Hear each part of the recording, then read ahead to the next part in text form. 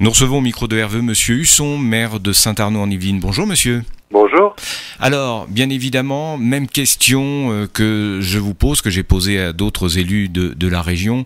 Comment ça se passe à Saint-Arnaud-en-Yvelines avec cette période de confinement? Eh bien, au mieux, en fonction évidemment de la situation, nous avons l'ensemble des services qui sont essentiellement arrêtés. La mairie est fermée physiquement. Deux agents sont présents quand même physiquement à la mairie pour assurer l'accueil téléphonique et la coordination, puisque nous avons mis en place sur Saint-Arnoux un accueil des enfants en lien avec l'éducation nationale. L'éducation nationale qui souhaitait regrouper les enfants aux Essarts-le-Roi, nous avons souhaité qu'ils restent à Saint-Arnoux. Donc c'est une co-gestion des deux, c'est-à-dire que l'éducation nationale gère le temps scolaire et nous mettons à disposition des animateurs sur le temps périscolaire pour accueillir les enfants des personnels qui sont indispensables à la gestion de la crise, que ce soit du personnel soignant ou du personnel de sécurité, etc. Oui. Ensuite, nous avons mis en place des livraisons de courses pour les personnes de plus de 70 ans et les personnes vulnérables. C'est un processus qui a été un peu long à mettre en place la semaine dernière, puisqu'il a fallu à la fois bien décrire les protocoles de sécurité par rapport au Covid-19 avec des documents graphiques expliquant toutes les phases indispensables, et en expliquant qu'il faut se laver les mains, qu'il faut aller chercher la commande, etc. Donc tout processus est décrit très précisément dans des documents.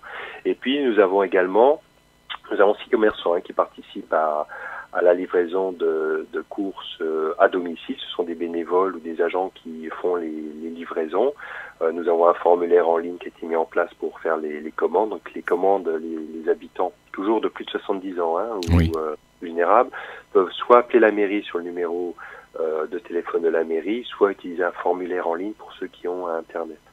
Nous avons la même chose avec les 2 pharmacies pour la livraison de médicaments. Ça a commencé mercredi de la semaine dernière et donc ça continue. Les habitants n'ont pas besoin de sortir et là aussi on utilise un protocole très strict par rapport au Covid-19. Donc il y a 2 documents qui ont été développés par nos services. C'est celui lié à la protection du Covid-19 et puis l'autre qui est évidemment plus technique, mais comment je fais une commande, comment je paye, comment je me fais livrer, tout ça c'est décrit dans un document très précis. D'accord. Le dernier point qui nous aide, puisque nous sommes une commune qui a développé et mis en place un certain nombre surtout mis en place, on n'a pas développé, un certain nombre de logiciels libres. Donc nous avons des visioconférences. Actuellement, là j'ai quitté la conférence du comité directeur de la commune de Saint-Arnoux avec tous les chefs de service pour vous parler. Mais en ce moment, j'ai une conférence régulière avec le comité directeur. J'ai tous les matins à 10 heures une conférence aussi en visioconférence avec le service communication, parce qu'il y a beaucoup de communication à passer sur tous nos outils, que ce soit Twitter, Facebook, le site internet, la newsletter. Tout ça c'est en place.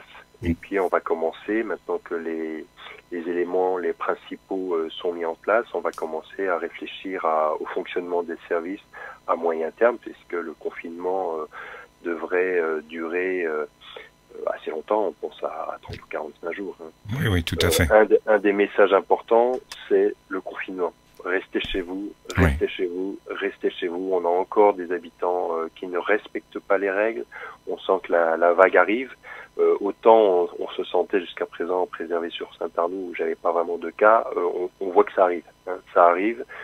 Bien évidemment, il n'y a aucune raison pour que la commune soit épargnée, mais le seul moyen de se protéger et de protéger les autres, c'est le confinement, et on ne le répétera pas assez, puisqu'aujourd'hui on a un manque de masques pour faire autrement de toute façon.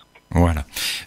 Donc toute votre action, ça s'inscrit aussi vers les personnes dites fragiles. Alors quand on dit fragiles, c'est pas uniquement les seniors, bien sûr, mais c'est les personnes en état de situation un peu précaire. Vous êtes aussi très attentif à tout ça?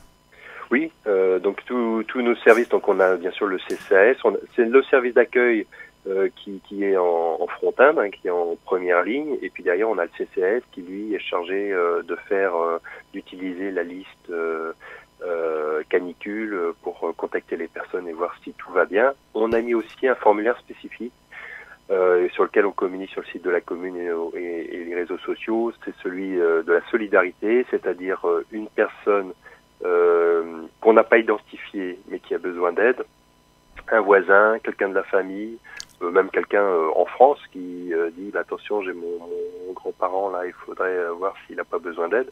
Et bien on peut le signaler et dans les 24 heures on rappelle et on s'assure que la personne va bien et si elle a besoin d'aide particulière, ben on s'en occupe. Très bien. Monsieur Huchon, en tout cas, merci. Je sais que vous êtes très occupé. Merci de nous avoir accordé quelques minutes. Et bien évidemment, en tant que radio locale, RVE est à votre disposition si votre commune a besoin de faire passer des messages en particulier dans cette période un peu compliquée. Voilà. Merci beaucoup. Bon courage. Au revoir.